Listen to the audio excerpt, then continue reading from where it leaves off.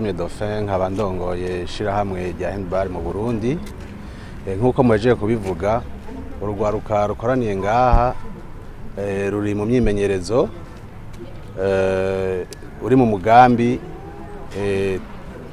twakoranye na Comité National Olympique ifatanyije na ambassade y'Ubufaransa. Ni ukwegeranya abana bakiri bato kugira ngo bashobore kuronka ubumenyi nkuko mwabibonye. Hari umumenyereza w'umunyamahanga yaje kugira bafashe kuronka ubwo bumenyi, na cane cane yaje kongera ubumenyi abamenyereza babo kugira ngo ejo nabo bazoshobore gufasha abandi bamenyereza ku muhinga bazoba baronse. Mugabo aba bana mubona ngaha, urumva ivyo vyigwa bifatiye kuri bo, ari naco gituma twashoboye kubazana kugira ngo bashobore kubigirako.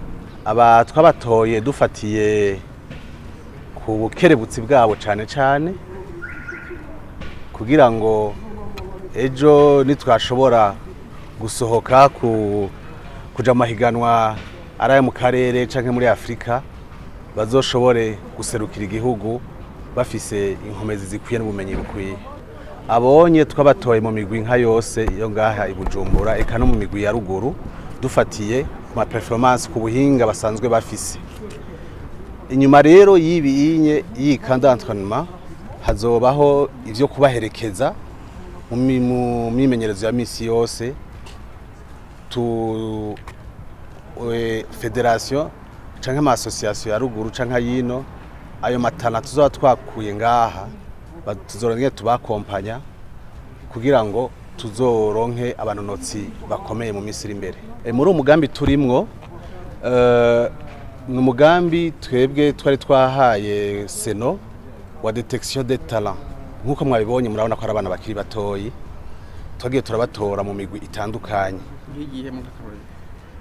Ahanye harimwo umugwi witwa Sisters, harimwo umugwi witwa Muri, harimwo umugwi witwa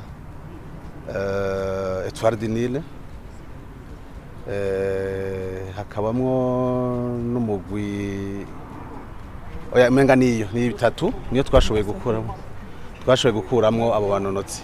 Ibitigiri ku ruhande rw'abahungu rondeye abanonotsi 14 no ku ruhande rw'abakobwa turondere abanonotsi 14.